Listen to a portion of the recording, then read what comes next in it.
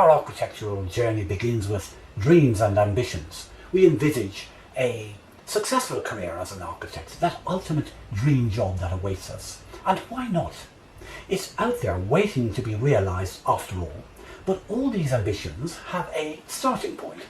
When embarking on the quest for that dream job, you must position yourself effectively in the job market. I understand the lack of practical skills and work experience might resonate with many of you. So pay close attention, because I'm about to share a story with you that ends well for you, I believe. Let's just have a quick look then at what you will learn by watching the whole of this video.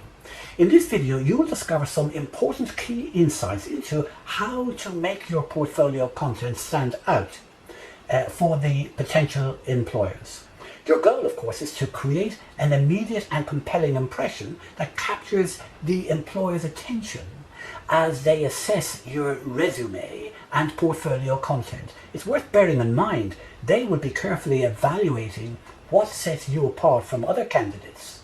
This video will provide you with the essential tips and insights on how to get yourself job application ready, and show you how your ability will contribute meaningfully to the project teams. Firstly, let me clarify that this video isn't a sales pitch, and there's no hidden agenda to make you buy or commit to anything. I'm here merely to provide you with free information and guidance, because as a practice principal with 38 years of professional experience, I know a thing or two about hiring architectural staff, and graduates and students as well. I also understand your expectations, of course. Now, we'll start then with some realities surrounding the architectural work. So you have to grasp and comprehend that most architectural work revolves around three of the project's work stages, namely, which is A, some outstanding design matters surrounding spatial design that may be left over from the initial concept design stage, and B, the whole of the work associated with the technical design stage, which is all the construction drawings and specifications that are required for pricing and tendering purposes. And of course, that will include some manufacturing shop drawings maybe as well. So the construction stage is the heartbeat of architectural work. It tends to be the nucleus of the project activity, serving as a driving force behind many architectural offices. This is precisely where you should channel your energy. Furthermore, it's essential to note that technical and construction drawings are also necessary for specialized items for manufacturing, as I mentioned earlier. This often overlaps indeed with the integration of the technical and construction drawing program. So many employers are indeed on the lookout for staff during the post-planning stages of the project. Now, what's on the forefront of their minds is a requirement for a deep understanding of detailed building and construction design knowledge. And I have to emphasize that it should also be at the forefront of your mind also, albeit to a lesser degree of intensity, as you are of course under training as either a student or a graduate. So why do I say that? Well, because if you don't know already, this is where most of the employment opportunities exist as well, within most architectural and design offices. And let me clarify that a little bit more for you.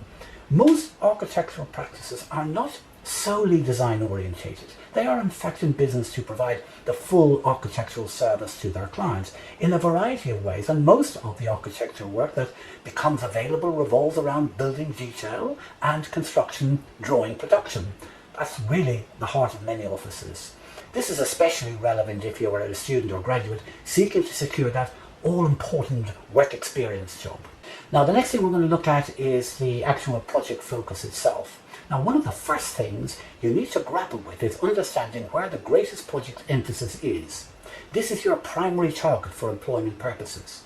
Now, I referred to this earlier as the construction drawing stage, which in the UK is referred to as a technical design. In the US, it is referred to as the construction documents. This is where all the work that goes into completing outstanding items of detailed design, like spatial design, and all the necessary construction drawings and specifications for tendering purposes if you're in the UK, or for the bidding exercise for projects in the US.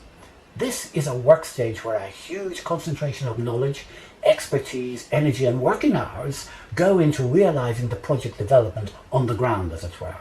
Now, naturally, therefore, this is where the majority of all the architectural work opportunities exist also, especially for students and graduates.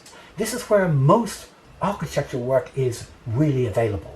I should say here, though, that if you are totally fixated on your dream job as being within the concept design development only for the UK, or in the US it's referred to as schematic design, well then, by its very nature, I would suggest you have limited work opportunities. Indeed, if this is your only aspect of architecture that appeals to you, well, at this stage your work on the project is already done. But please bear in mind, of course, that if you are seeking to qualify as an architect, which in the UK means completing your ARB, Professional Practice Exam, and in the US it will be your much sought after ARE status to become a licensed architect. You have to acquire the necessary practical work experience. So as a student or a graduate, you are not really done yet, as you may have thought. Now let me help you to get a fix on what the employer might be thinking when it comes to engaging staff to work on the construction drawing and specifications. It has to be a positive contribution to ensure the practice business remains viable, and of course the project is kept on schedule. That is obviously very important for the client. So I know from my own experience as a practice principal, there is little space in architectural practice for coasters and floaters, shall we say. So as a student then, or a graduate looking for that all-important work experience job, how can you see your way to earning a place within a design or architectural office? Well, I'm going to show you how you can go about that.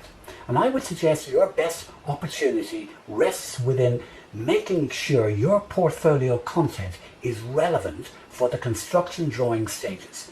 Now, this means you should know what information to include on a general arrangement drawing without having to rely or depend too much on your work colleagues. You should be able to help yourself as much as possible. I'm not suggesting for a moment that you know every art and parcel about the project, but you should know the basics. You should be some way acquainted, really, with what types of construction information that is usually required to be shown on specific construction drawings. So do your bit to show that you have some comprehension of what is required.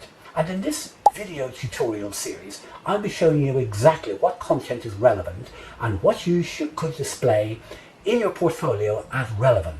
Now, aren't you glad you're still here, that you haven't buzzed off? What about that? Now I'm going to move on and refer to what attracts the employer's attention.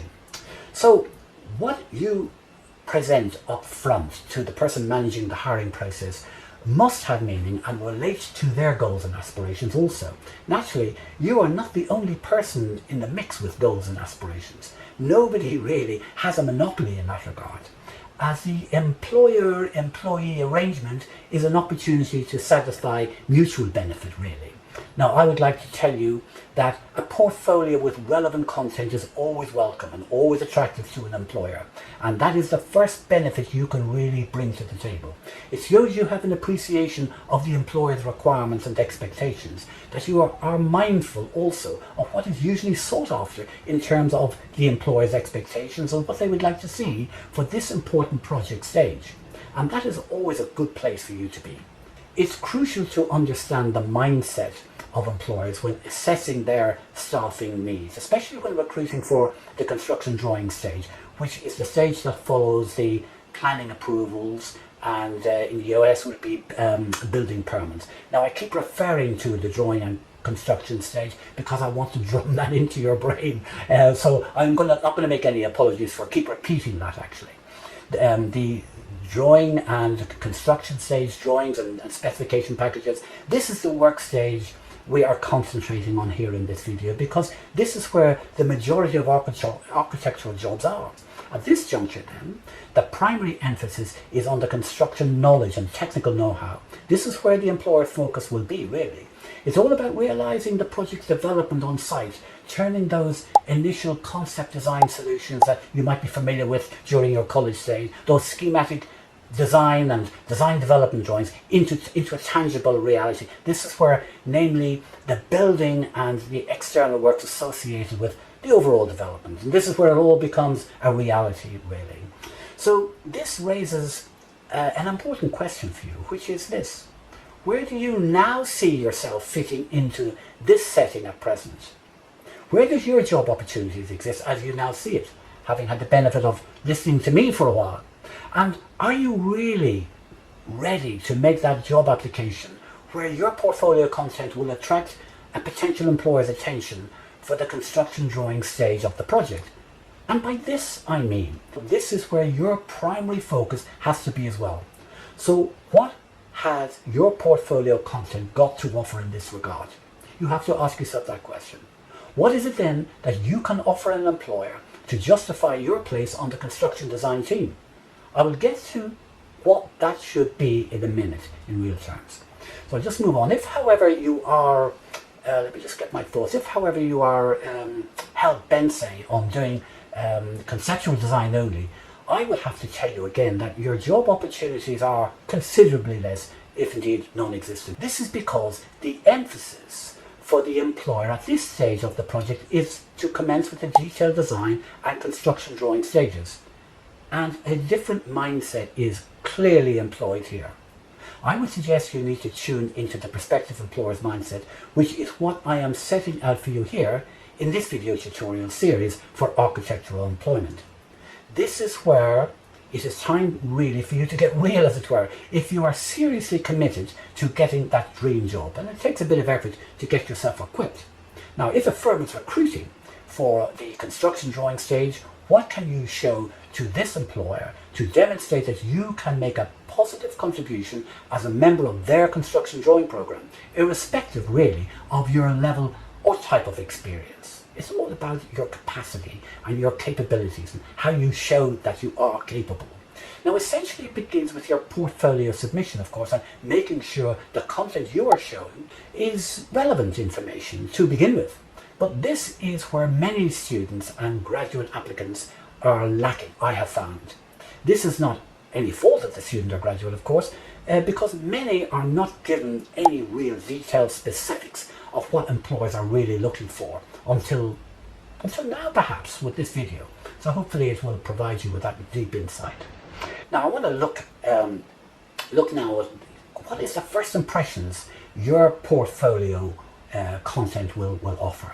In that regard, I need to tell you first, however, when most firms are recruiting architectural staff, as I mentioned previously, it is usually for construction stages of the project. So please, all your design work is all swell and dandy, I know. But if you are seeking to get your architectural career off the ground, you have to be mindful that it starts with the practical work experience. Now, I'm sure that's pretty obvious for you. In other words, you have to move from university architecture thinking to architectural practice in reality. That is where your employer is right now. That's where his mind is. So when employers are recruiting for technical staff at all levels, I might say, they will want to see your ability to contribute to the construction design team. Consequently, in order to attract that all-important immediate attention to your job application and portfolio submission, you should place examples of construction drawing information and detailed design thinking at the front of your portfolio. Now, as an employer, this is what I always wanted to see first. That was my priority for the job positions I had to offer at the time. Employers are sensible people and reasonable in their expectations from students and graduates, but offering nothing related to the actuality of the work required for the project at a given time is not a sensible offer from you, really. So I'd like you just to have a think about that, and that's what I mean about being real.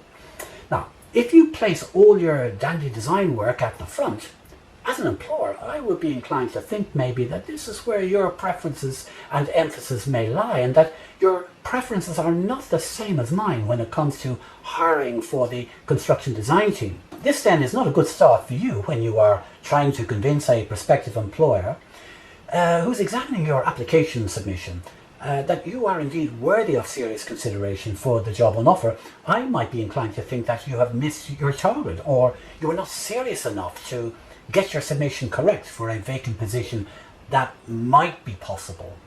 Now, let me take a minute here to highlight, I am never against architectural design, indeed far from it. Design for me forms the essence of our built environment. which is a very important entity to be reckoned with. And I believe qualified architects generally want to do a good job, if not indeed an excellent job.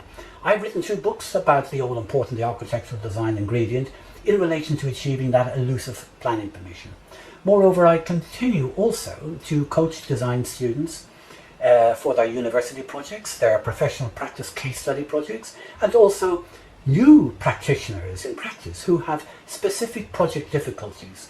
So architectural design remains high on my list of priorities too. But when the concept design thinking and the design development is done and the final design solution is arrived at, then it is on to what happens next, and that is the construction design and construction drawing stage for that tendering or bidding purposes, and of course onto the construction on site process thereafter.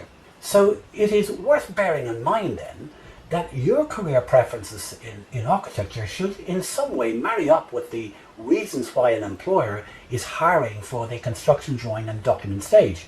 I would suggest at least you avoid asking your prospective employer to trawl through all the design work first, which is not the purpose of your application in the first place, at least as far as the employer is concerned. He or she is recruiting for people to join the construction design team after all, so make it easy for all parties. Now, you know you should at least be highlighting some examples, technical and construction drawing information as an integral part of your portfolio content from the very beginning.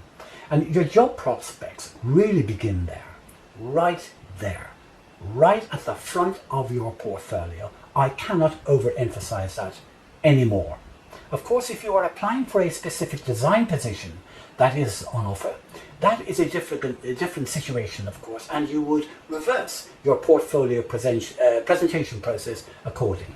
I suppose for me, as a former practice principal, I would never dismiss a student's application without giving it a fair review.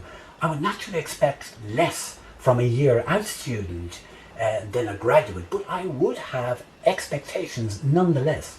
After all, running an architectural practice is not a charity, it is a business after all, and you have to show that you have the ability to justify your place in the team, or to put it in a more business context, your salary. I enjoyed working with students and graduates I selected in the past for my practice, and indeed I still do work with students, albeit in a different capacity, as I've alluded to earlier.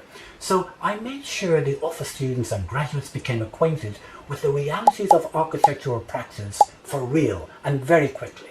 In 1 or 2 cases, however, it was a huge wake-up call, but they were intelligent enough to get a grip of the situation very quick, and they achieved a great work ethic and a great deal of useful work experience as a result. Now they have very successful careers as architects, and I know that because I'm in constant touch with them. Therefore, you have to show that you can be productive, be useful, have the capacity to contribute to the practice in a sensible way, and that usually means being a valued member of the team during the construction stage. And that's the design stage for the project. Look, there is no need to be concerned or in panic, because the fact that you've continued to watch this video to this point shows you have what it takes to make sure you are better equipped to cope with what is expected from you. And you are to be applauded for that, and I do applaud you. So I want to match your commitment to watching this video with what I have planned for you next, and which is this. In this 3 video series, I'll be taking you on this journey to get you job application ready. In other words, I'll be showing you how to get your portfolio job application ready. I should highlight here again that I'm not selling anything.